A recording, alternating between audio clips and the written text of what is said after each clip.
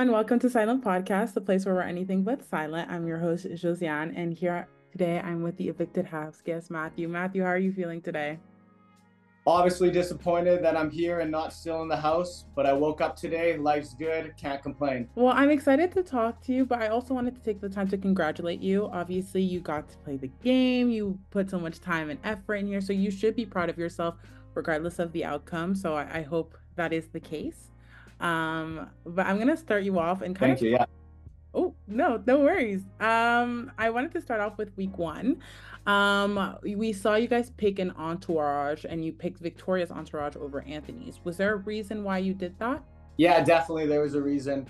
I saw Dougie walk in. I actually hadn't watched his season, but I just knew him and I were gonna have no problem building a relationship. Dougie's like a brother to me now, and I know that's going to be a lifelong thing. So I knew that would be much easier for me to connect with him over Spicy. So I wanted to show Spice my loyalty and ride with her. It also made it a lot easier when Lexis chose Dougie, just because she already had safety that week. And I'm a numbers guy, and 1 in 6 compared to 1 in 5, that's huge. Because if Dougie didn't win and I went to his side, he would only have 5 options to put up on the block.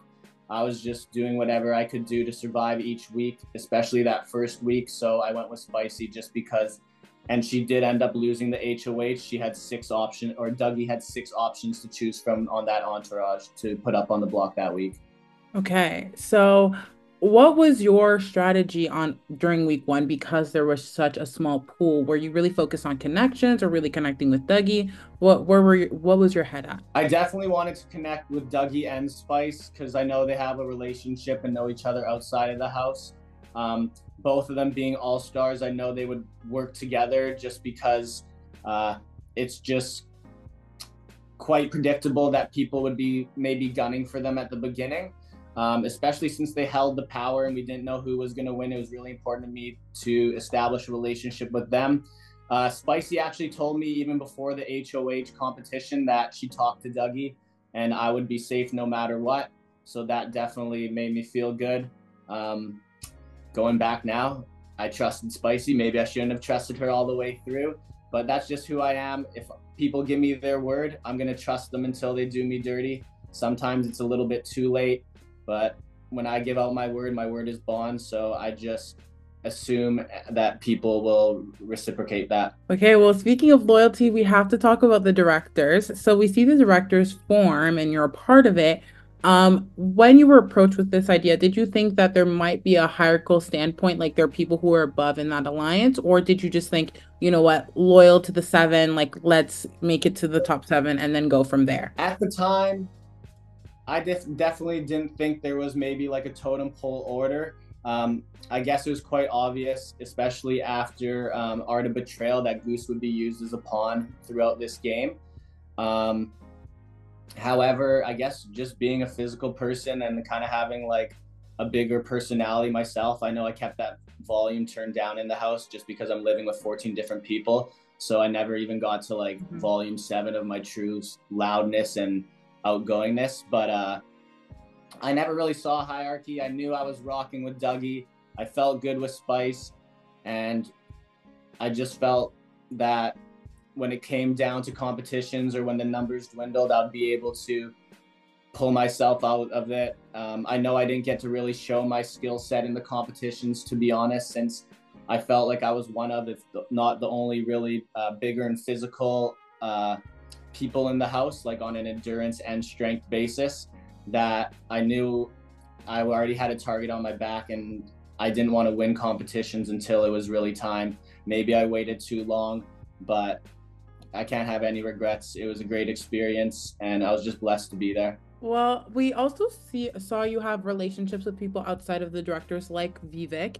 And so I really wanted to boil down who were your top priorities. Like if you had to name 4 players to be your top priorities, who were they? It kind of changed throughout the game. Vivek was one of the very first people that I really bonded with and that I gave my word to.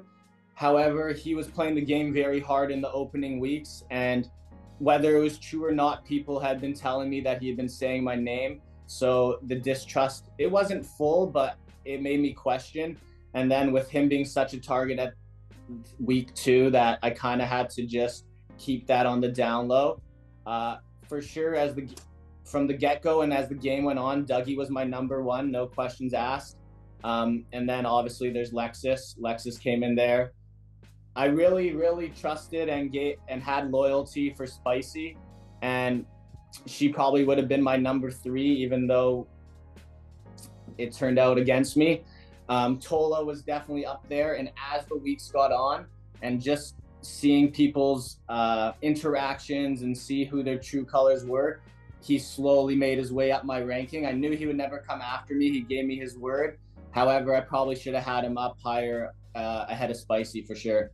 Well, I want to talk about the executive power veto because I feel like the sides were a little bit brewing from earlier on, but I feel like that power veto kind of made it a big point to kind of see where the sides were at. So, how did you feel about that power, and especially Lexis picking you over some of the other house guests that were still left?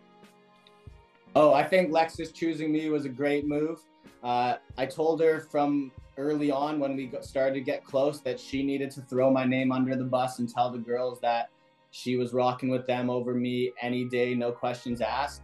From a math standpoint, no matter what, if she chose another girl, I wouldn't have won the executive power of veto.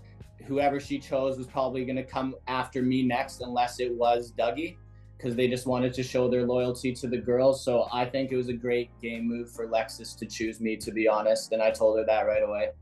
So let's talk about Avery's HOH.